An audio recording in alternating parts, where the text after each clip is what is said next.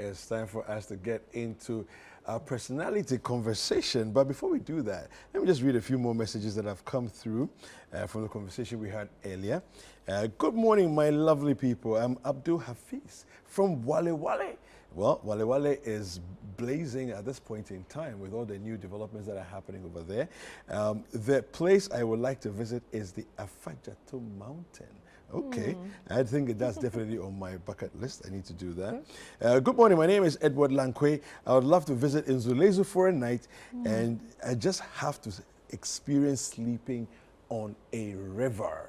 Wow, okay. Now, I have been, but I haven't slept, so maybe that's what I need to work on as well. I would love to visit Lumoon in Axim. The place is exceptional. Ambience alone, perfecto. Yes, I agree with you. I mean, when you see the photos, you're like, we got to go there. It's enticing. Yeah, I know, very much so, very much so. All right, so we're going to get into a conversation right now, and our personality for today is, how do I describe her? You know, she's a leadership firebrand. Yeah, you know they say that dynamite comes in small packages. This is not like one of those kind of things. It's like this is like multiple explosives put together in one human being, and this is our personality for today. Taaka Awori, she's and CEO of Busara Africa. Good morning, Taaka. How are you? I'm good, thank you. And thank you for that beautiful introduction. Oh, well, I mean, it's every bit true. I mean, as far as my experience of you has been, you know, every time I get to listen to you on the Effective Living series, I'm like, it's true. So much to unpack. Exactly. You know, so many great nuggets of wisdom. I mean, in one session, you sit down with Bernard. We can unpack that one session for an entire 30 days, and we'll still not get done. You know, Thank you. It's just fantastic. Thank you. It's like you're born to do what you do. It just fits naturally. Yeah. Speaking of being born, tell us about your origins. Okay, so my origins are complex. Okay, I like complex. Let's go with that. So many times people ask me, where is home for me? And I always say, home is where I'm with people who consider I belong. Okay. So there are a couple of places. Okay. So the first thing to say is my original hometown is the Aflao of Kenya and Uganda.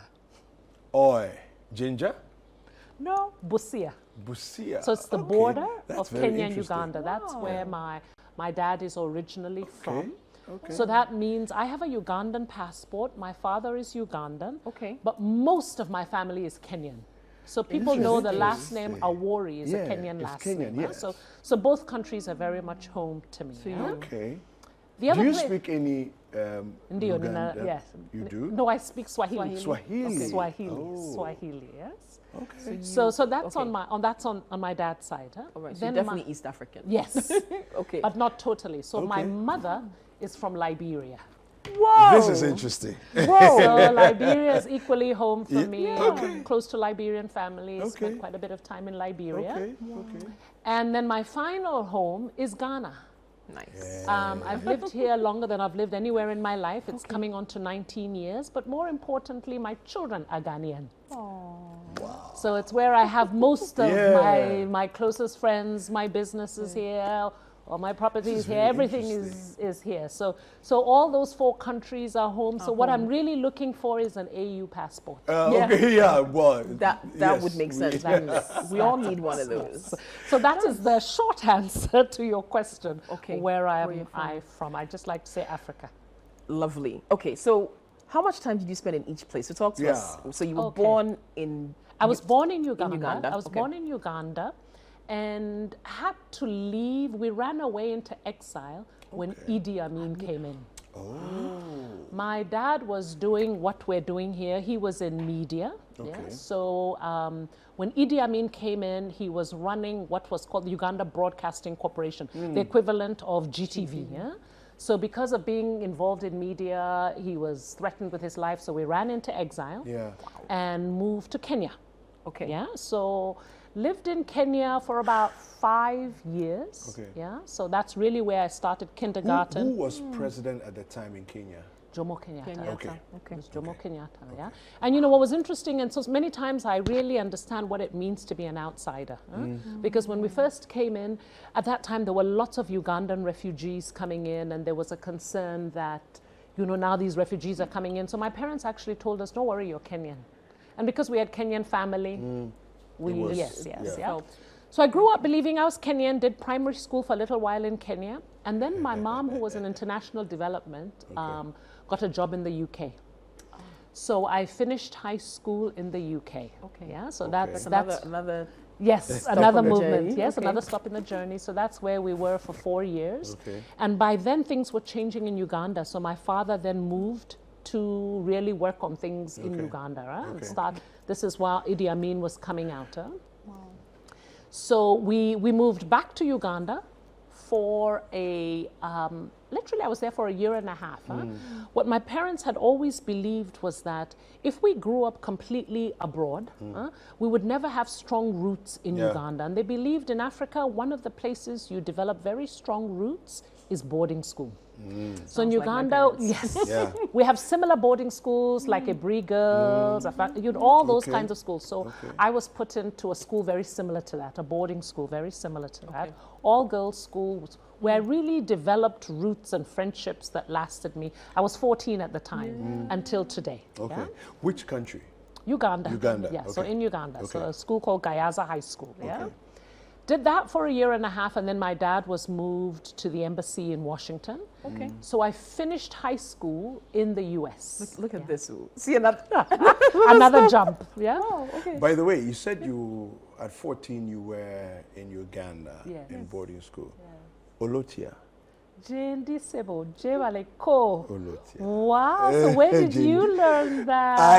I crossed borders from Kenya to Uganda as I worked in Uganda I worked in Kenya for 3 years, and then I went across the border a few times. You know, so And I did you picked up cross one or through two. Busia or through? The town I remember that I can't forget is Ginger. Of course, that's Yeah, where the so- source of the Nile is. Yes. That's why Yes. everyone knows Ginger. It's Yeah. absolutely Yeah, beautiful. Yeah, but I'm sure there are lots of towns we passed, yes. you know. And you would have by- come, from yes, Kenya. yes, That's from in that Kenya side. direction. Yeah, Yes, yeah, yes. yeah, yeah. Oh, Nice it's to wonderful have that you you. remember. So he greeted me in Luganda, the official language Yes. of yes, Okay. it's like Yes. the Chui of Uganda. Yeah. Got it. Yes. Okay. So finished high school in the U.S. outside of Washington, D.C., and then went to do my first degree in Boston. So I went to Harvard to do my first degree, and really started my passion was political science. I actually knew in high school what I really wanted to do. I'd read about Steve Biko, and I just thought, I really want to make a difference in changing what's happening on the continent. So I thought, I want to do law. Okay. So I thought, I want to go to Harvard to do law. Okay. I get to Harvard and they're like, did you miss the memo? You don't do law as your first degree. Yeah. Oh. So next closest thing, which I was passionate about, was political science, which they called government at the time. So that's what I majored in for 4 years at Harvard. And then before going to law school, I was always interested in French and Arabic and North Africa. Okay. So I took a gap year, worked in Tunisia for a little while studying Arabic, and then also worked in Morocco for a year. Really trying to understand that North part of Africa. Yes, yes. When I was done with that, then I came back to the US and then went to Columbia Law School. And that's where I finally was able to do my law degree. Okay, so that's you. That's me. That's graduating from law school. Okay. That's one of my friends at law school. Those are my roommates from college at Harvard. Yes. And that's me already in high school. This is in high school, knowing I wanted to go to Harvard. Oh, wow. So knowing I wanted to go to Harvard. So I so see. that was the time. So when I finished law school, I then moved on to a law firm. Okay. And practiced law for 3 years in Washington, actually doing oil and gas work. So very different from very different from what I wanted to do. Okay. I was new again. I wanted to do human rights work in law, but realized that how the U.S. with university fees. Yes. I couldn't go back to Uganda working for an NGO and pay back all the debt Yeah. I owed. So that was the 3 years of working. So as Okay. soon as I paid off my debt, I bought a one-way ticket home You're like, to I'm do done. exactly what I wanted to do. wanted So to I've always been very clear about what I wanted to do. So yeah, so moved back to Uganda, worked with a human rights NGO, visiting prisons, teaching soldiers about human rights, those kinds of things. Okay. And then moved from there into development, and eventually came to Ghana. Oh, God, finish. How did you manage to clear your student debt in 3 years when people after 15 years are still paying? Well, one of the things I've always had is clarity again about where I wanted to be and had a plan. I've always believed there's one thing to know where you want to go. The other thing is to have a plan about that. Yeah. Get there. So for me, it was about saving each month so that each month I was able to write a check to Harvard and to Columbia because I knew where I wanted to go. But there was also, it was more than that. It's also having mentors along the way to guide me. So I recall my mentor at that time had the title of my secretary, but she was really my mentor. It was an African-American woman at the law firm who was assigned to me as a legal secretary. And often what they would do is they would give a junior lawyer, quite senior legal secretary, just to guide you on how to do all the filing before court. And I remember I would come into the law firm at different days, really just down. I can't stand this job and I don't like what I'm doing. And one day she said to me, enough. She came into my office, closed the door, and she says, I want you to tell me exactly what it is you want to do. And I said, well, I want to be in Uganda. I want to contribute to changing this continent. I want to do human rights. She says, okay, I want you to imagine it. Now imagine that you're planting a seed. So she actually had me do this. Imagine you're planting a seed and you're envisioning this dream will flower into a tree. And she says, on one day, I will come and sit under the tree of the seed we're planting today. My goodness. So I'm like, all right, fine. Okay, so I want to do human rights work. I want to make a difference on this continent. Planted it. She says, and from now on, you only speak to that vision. I don't want to hear any complaints. I want you to just be focused on that vision. Wow. Do you know, the day I got married in Ghana, she came, and by then I was working as a country director for Action Aid, doing exactly what I dreamed of. She says, girl, did I not tell you? Who is this woman? Like, we all I have know, right? We need legal secretaries in our lives, man. Good So Lord. she, again, legal secretary, but really I consider Yeah. my spiritual mentor. And she came and sat She under just the says, tree. speak Yeah. only Yeah. of that which you that which want. you want. Yeah. Speak of that which you don't want. Speak it into existence. Speak it into existence. Yeah. And that's what happened. My Literally goodness. almost 20 years or more later, that was the journey. So having the right people in my path to keep reminding me of, just don't look at just what's here, but look at what is that vision of where you want to be and stay focused on that. Now, we're going to go through some of your photos, but before we do that, I just want you to just help us a little bit with the whole, because this is your space. You talk leadership, getting people from 0 to 100 and all of that, staying focused and everything. How does one go from a place that's dusty, bare land, no grass, very little green trees, just one or two in the savannah, dry, dastardly environment, to a plush apartment, 5-bedroom apartment in a very expensive area, doing really well, making 5 or 6 zeros, what's happening in between this? What's the journey? What's going from here to there? How does one make it happen? And there's an interesting implication behind your question. Because it's almost like the journey from here to success. Yeah. But implied in your definition of success is material success. Yes. Yeah. And my experience has been that very often I come across, and again, because I work with leaders across the globe, and naturally many of these leaders have done very well materially, there's an implication or assumption that they're successful. Yeah. They're not necessarily. Okay.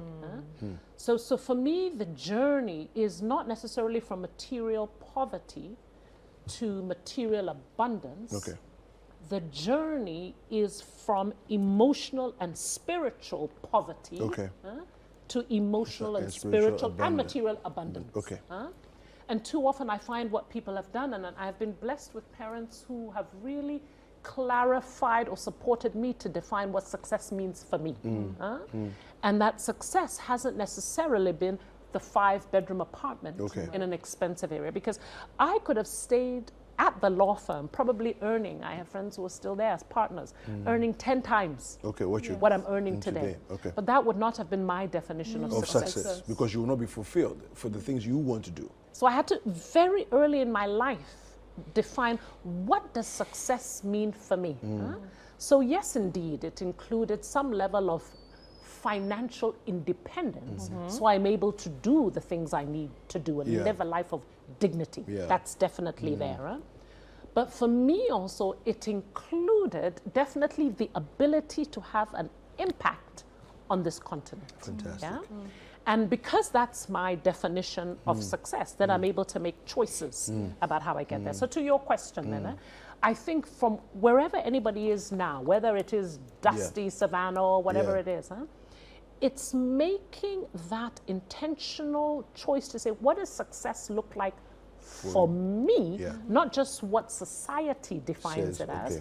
And usually when people do that work, they will find that success is beyond the material. And they will find that often success includes some degree of service. So getting from here to there is first clarity on what is success for you. And then the second thing is doing the inner work. What I find in this continent, we often find that we think that the journey to success is about grab this degree, grab this certification, grab these status symbols. And I'm like, nothing wrong with that. However, it becomes very empty if you don't invest in doing that inner work. And what I mean the inner work is getting to know who you are, dealing with your shadow side, dealing with the parts of you that are not in alignment with your stated values, getting to know your strengths, working on yourself, conquering your fears and your limiting beliefs, aligning with your higher power. All of that to me is the inner work, which we're not often taught about how to do in school. True. We should learn at church, but not all the time do we actually get that. So each person has to define, what does my inner work look like so I can get from here to there. Fantastic. And even at home, I mean, you talked about how your parents enabled you to have the freedom to think that way. But a lot of people don't have that. Parents who impose their ideas of success on them. So breaking free of that alone is a challenge sometimes. That can be a huge challenge to overcome. You know, breaking free of your parents' definition of success. Your parents and society. And society. You know, one of the gifts I've had around moving around, I call it a gift, but at the same time it's been tough, is I'm always an outsider. You know, and particularly, for instance, when we're on the continent, if you don't speak the language, and I failed in tree, so I just, I've got to style up, but it's something that immediately puts you on the outside. Now, the gift of being an outsider is you have the space to define what success is, what a good life is for you. So you don't have as much of that pressure from family and broader society. So I empathize. I do empathize with folks who are right in the middle and the pressure is intense. But I think it is something that one definitely has to do eventually. Okay. Fantastic. You I love sent that. some beautiful pictures that we've been looking at, but we'd love for you to talk about them a bit, to give us a bit of a pictorial history of your journey through life. So that would be me in high school in Washington.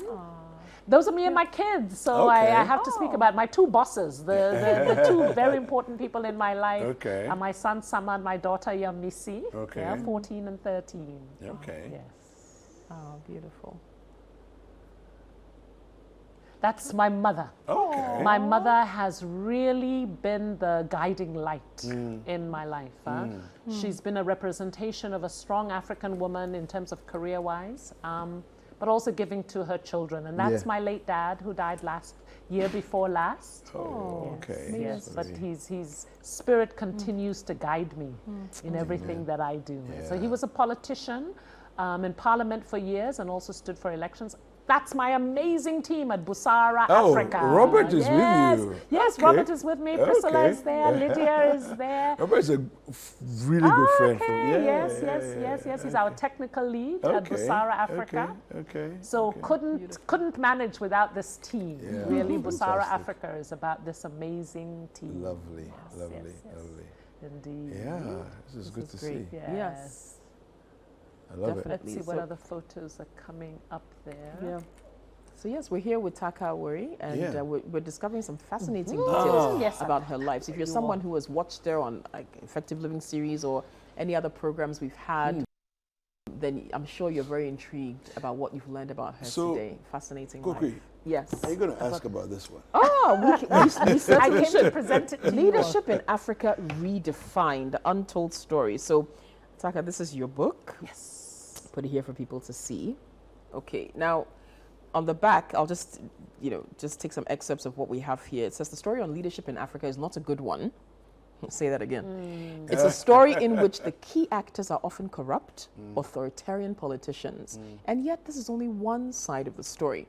The untold story is that Africa is also home to leaders who are imaginative, adaptable, ethical, and empowering. Wow.